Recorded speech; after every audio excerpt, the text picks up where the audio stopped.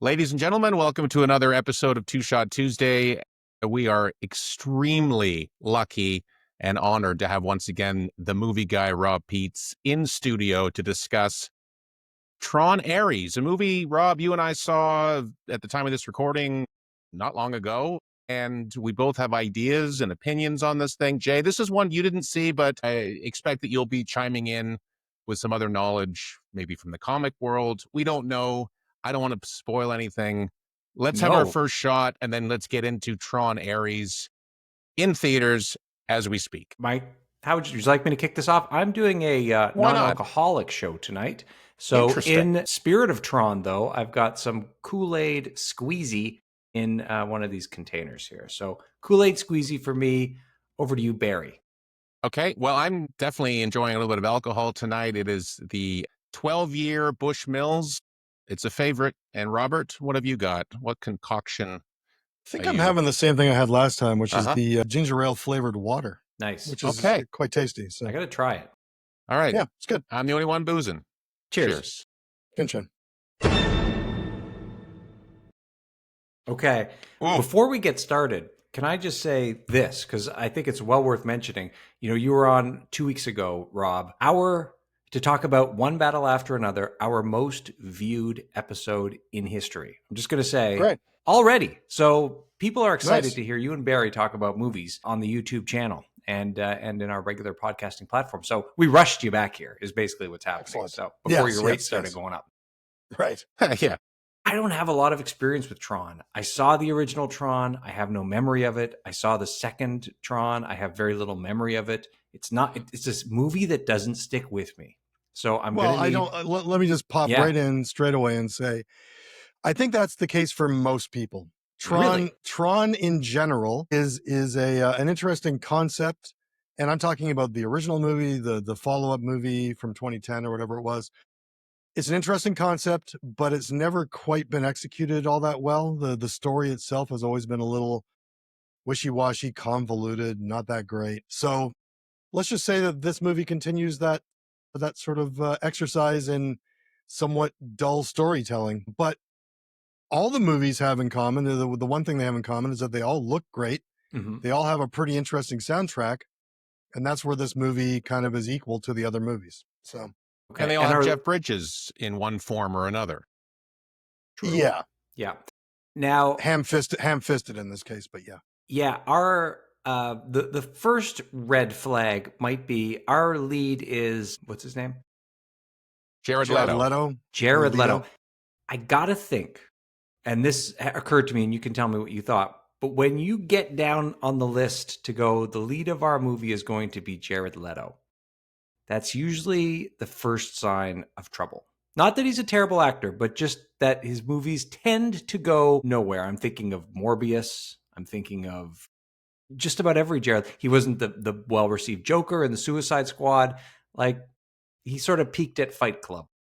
Well, on the way to the theater, I mentioned that was, the thing I was looking least forward to was seeing Jared Leto in any movie at all. I'm not a fan. I don't really care either way. I think he's had a couple of good movies where he's just his blank expression has suited the part, so it worked. But I don't know that Barry really understood that, and I sort of tried to explain it to him, but it doesn't really matter. The fact of the matter is with this particular movie is that this is a passion project, it turns out. I had no idea going into this. I had to read about it afterwards. This is a Jared Leto. I noticed that he had a credit as producer on the movie when the movie started. So I went and looked into this. This is a Jared Leto passion project. There was a whole other movie that was supposed to be made instead about 10 years ago that never took off. I think Tomorrow World or Tomorrowland or whatever that movie with George Clooney. That kind of failed and it scared Disney, so they pulled back on the next Tron Legacy sort of continuation with Olivia Wilde and whoever, Samwise Genji. Yes. Yeah, that sounds right. It's best when there's a Hobbit in it. The guy's name was Sam. I don't know, whatever, that guy. And I guess somewhere down the line, Jared Leto tried to get this thing made, and he ended up, I think that he was directly involved in getting Nine Inch Nails to score the thing because he's a bit of a musician. Yes, quote a bit unquote of one. himself. And that 30 that's Seconds to sort of Mars, that's Jared Leto's band, right? yeah. Sure is. Let's not promote it. Okay. Anyway, Wow. Yeah. Okay. Well, I'm going to jump in here because both of you Please. guys are clearly drinking the haterade when it comes to Jared Leto, and that's fine. And you're entitled to your opinion. I am a defender of Mr. Leto. I don't have a problem with him. I think he's fine. Requiem for a Dream, amazing. Blade Runner 2049, he was great in that too. You guys mentioned the ones where he was awful. I never saw Morbius, thankfully, but I've heard that that's terrible. I mean, high Anyway, I praise just when had you to throw say that I in there. don't have a problem with him. He's No, fine. I think he's fine. And also, like, he's a I handsome know. guy versus, and that's, you want someone who's half decent looking, in a movie, presumably. But Rob, you had a different take on it. You felt his eyes were too close together. Why do you I feel like go into he that a looks. little bit further? Unpack that a bit.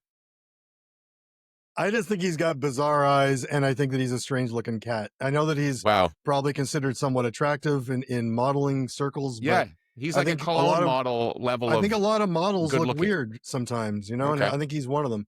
I've always said that he reminds me of the what if Macaulay Culkin grew up as that kid and still looked the same. That's how Jared Leto looks. He looks like a grown up kid version, like whereas Macaulay Culkin doesn't look the same anymore. He looks kind of bizarre. He's older. But Jared Leto has retained that visual. Okay. This is the Positivity Podcast is something. Not a fan. Yeah. I don't care either way, to be honest with you. Yeah. Okay. I just don't go see his movies generally, so I'm being kind of ham-fisted into watching him in this movie. Now, let's just say straight up, he wasn't terrible in this movie because the movie is about he's playing a program, and a program is generally a fairly wooden thing. So he matched fairly well. I would say that overall, he was okay as this particular character. Nice. Well, you know what? This is what happens. I have to say that Tron, as I was saying, I don't know it very well. I don't have any experience with it. How well do you need to have known the first two movies to make sense of this one? I don't think you really do. I mean, honestly, there's a big exposition dump at the very beginning of this movie that sort of very quickly explains a bunch of the things that have happened in the last two movies. But I will say that it kind of ignores the second movie, although it does kind of touch on it.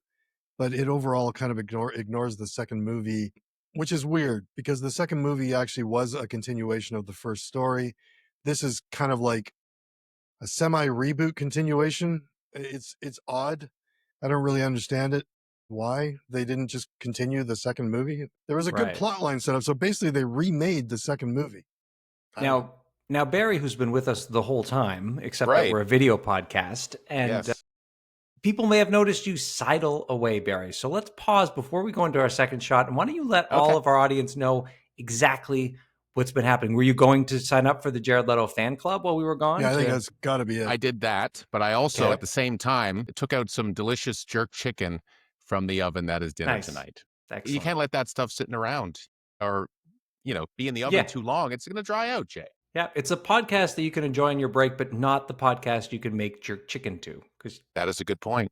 All right. Salient point, sir. Let's move to shot number 2. Then we're going to move away from some of the Jared Leto hating, and we're going to move into some of the other aspects of the Tron franchise as a whole. So, Barry, why don't you kick us off in shot number? Okay. And there's no hating on Mr. Leto for myself. Just he's again, fine, I want to make, as you said. I want to make that clear. Indifferent. I'm just indifferent. I don't care either way. Anyway, yeah, there is some things I want to talk about in this movie. But first, a shot of 12-year Bush Mills. Man, oh man, it's delicious. Robert, what about yourself? Same old fake ginger ale. And Jay, you're keeping it clean over there? Fruit punch. Okay. Cheers. Cheers. Chin chin. Now, Rob, you mentioned the soundtrack, and this is very much worth pointing out. Nine Inch Nails did an original soundtrack for Tron Aries.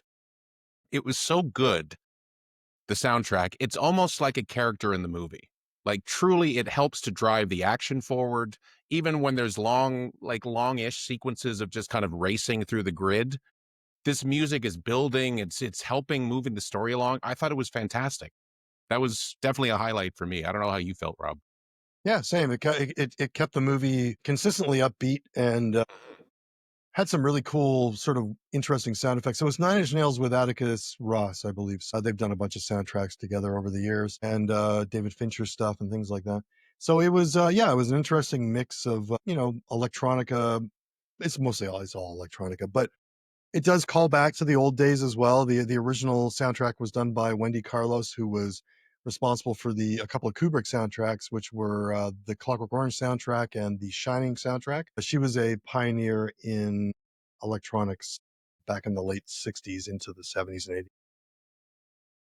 Now, is this like Queen doing Flash Gordon? Is it like that pervasive? Not at all like that. There's So no it's not lyrics. it's not song after song. Okay, it's an It actual is song soundtrack. after song, but it Yeah. is a full instrumental soundtrack. The last movie, Legacy, was done by Daft Punk, and that was a great soundtrack. So the Well, whole that's movie one kind of took on thing. that vibe as well. Yeah, I guess that's one thing we could say about the trilogy is that the sound, I mean, for better or for worse, is, a very key component and good. helps to move the story along. When the story, as you pointed out earlier, Rob, is not the most exciting and it's not the most groundbreaking. We've seen this kind of before, but having that, robust soundtrack certainly does help.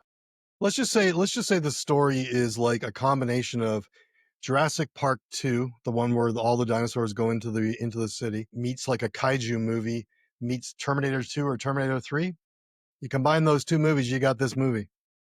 Interesting. So it's pretty basic stuff.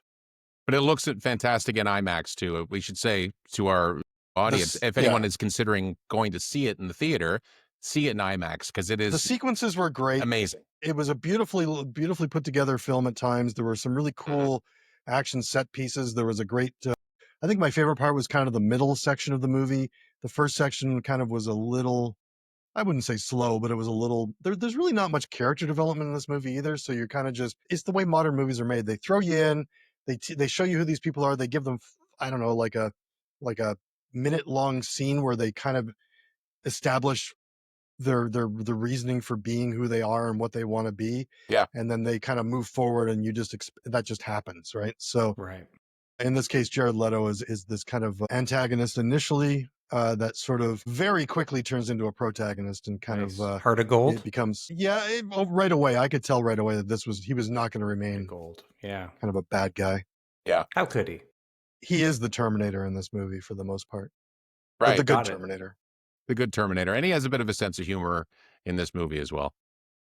So, for somebody like me who has now forgotten the first Tron, take us through Tron. Is there kind of an overarching thing you can say about Tron? Like, Well, there is, what's the because concept? I rewatched the original Tron just a couple of days ago. I didn't get very far. I was sharing this with Rob via text earlier. I got about 25 minutes in and fell asleep. Now, that's not really a knock on the movie. It was Thanksgiving and I had pigged out. So, That doesn't help. But it doesn't help. No, it But doesn't what I help. learned is from watching the first movie is the company Encon, which is like this, might as well be Google. Like they're the ones who are responsible for creating the video game where this grid exists. Jeff Bridges' character was the original leader of he was, Encon. but he wasn't the CEO. There was a guy above him who's like the owner of the company. So in Tron Legacy, he was like VP of HR. Was that what he was? What was I don't know. He was the guy that created the program, the original game. Correct. He's the Okay, so he worked on it. Developer, yeah. But the guy at the head of the table of Encom, as we learn now in Tron Aries, it's his grandson who's now, it's the same family. That's about the only through line that I could pick up from the original. You got it it's wrong, the same though. family. Yeah, it's not right, but it's okay. It doesn't matter. But it is right. There's a different grandfather. There's a different, but it's a different company. There was the a same competing company. company. Encon is the company. I know. Encom is the company that Jeff Bridges founded with the video game. But there was a I can't remember the name of the company, DuPont, or I don't remember. I don't think it's DuPont. It's not DuPont. It was Anheuser-Busch. No, it's not that. Yeah, basically. Dillinger Industries. Dillinger Industries were the that was in the first Tron competition. Yeah, that's the competition, to Encom, and they've always been trying to get one up. That's correct. Who is sort of the antagonist in this movie is the Dillinger family, not the Encom family. Well, the Encom family is already. I invite you to rewatch the first 20 minutes of Tron. It'll before you fall asleep. I just saw it 48 hours ago. So fresh on his mind. It's the same family. That grandfather of Encon passed the torch to the grandson, and he's the guy. He's that nerd guy. Yes, he's not in Tron. In Tron. Yeah, he's like the tattooed, sort of skinnier guy who wants to be like the younger CEO He took over from his mother, who Gillian Anderson. So no, And there's a picture of the guy, the grandfather. It's the same actor. Barry, You guys were in the same movie, right? You guys We went were. to the same It movie? just doesn't confusing. matter, but I It's invite you to check it Dillinger. out. It's Dillinger. It's Forgettable Dillinger. is what I'm hearing. Yeah, it's the other company. Some family feud, pulling people together. That's the only it's through a line through that I line could through find. Tron. I don't know. But a weak In Tron one. Legacy, Cillian Murphy plays the relative of the Dillinger company, so he becomes the leader of Dillinger in the second movie. Mhm. In the third movie, I forgot he was in that. he's gone or whatever, You and, should and watch now 20 it's minutes of this other guy, this younger guy Yeah. All right. with Gillian Anderson. It's that time of the show where we talk about star ratings. Boy. And anything else you might want our audience to know about Tron if you're trying to sell it to them, or you don't have to.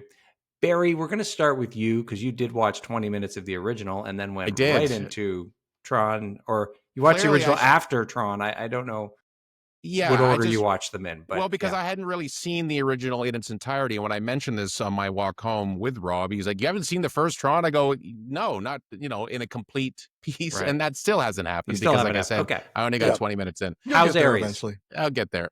I enjoyed Aries as a visual feast. I thought the music was great. It was a fun time at the movies. It didn't overstay its welcome, but like Rob alluded to, it's not going to grab you too much in terms of story. And they did.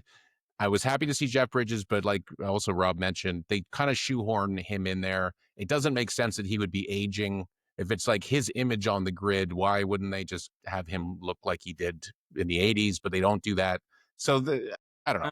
It was nice to see him back. He felt like he was doing some of the "hey man" and all this sort of like dude-isms. Yeah, that was cool he's to definitely see. injected dude-isms into it. Yeah, he did. And also, they kind of did explain his aging in the second movie. So They did? Okay. but they didn't really explain why he was where he was in the third movie.